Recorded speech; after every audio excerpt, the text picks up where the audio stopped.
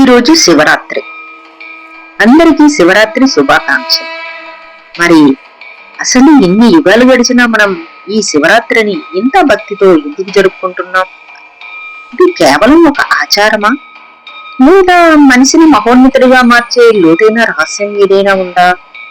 మరి మనం ఈ వీడియోలో ఈ విషయాల గురించి తెలుసుకుందాం రండి. అందరికీ నమస్తే. ఆన్లైన్ తెలుగు టీచర్ ఛానల్ కి స్వాగతం. నేను మీ రామగీత. పురాణాల ప్రకారం ఒక కథ ఉంది. బ్రహ్మ విష్ణు మధ్య సృష్టిలో ఎవరు గొప్ప అనే అహంకారం పుట్టింది.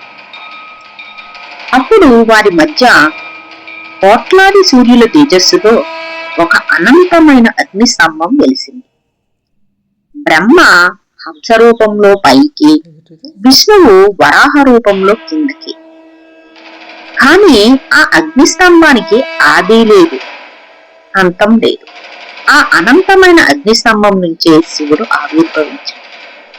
అప్పుడు లోకానికి ఒక గొప్ప సత్యం తెలిసింది. దైవం అంటే ఒక రూపం కాదు, అది అంతులేని శక్తి. కేవలం సృష్టి కథే కాదు. సముద్ర మదనంలో అమృతం కోసం ప్రయత్నిస్తే ముందుకు బయటకు వచ్చినది అమృతం కాదు, హలాహలం అనే విషం. 3 లోకాలు కనిపించాయి. అప్పుడే ప్రపంచాన్ని కాపాడటానికి శివుడు ముందుకు వచ్చాడు. ఆ విషాన్ని తాగాడు, కానీ తన గొంతులోనే బంధించాడు. అందుకే ఆయన నీలకంఠుడు అయ్యాడు. ఆ విష ప్రభావం శివుడిని బాధించింది.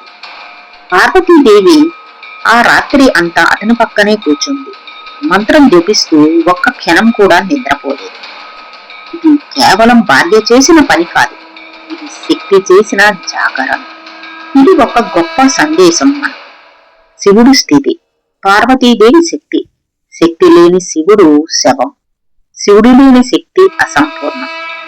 మనలోని పురుషత్వం, స్త్రీత్వం సమతుల్యంలో ఉన్నప్పుడే పూర్తి జీవితానికి అర్థం.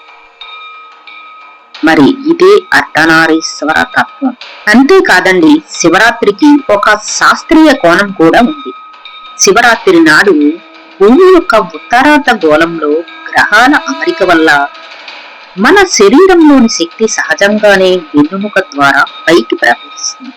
అందుకే వెన్నుముక నిటారుగా ఉంచి రాత్రి జాగరణ చేస్తే మానసిక, శారీరక, ఆధ్యాత్మిక ఉన్నతి సాధ్యమవుతుంది.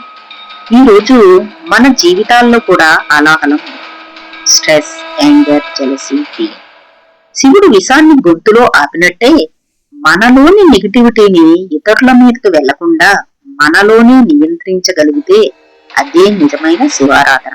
అందుకే శివరాత్రి అంటే కేవలం నిద్రపోకుండా ఉండటం కాదు, అహంకారాన్ని వదలడం, అజ్ఞానాన్ని విడిచిపెట్టడం, మనల్ని మనం తెలుసుకోవడం.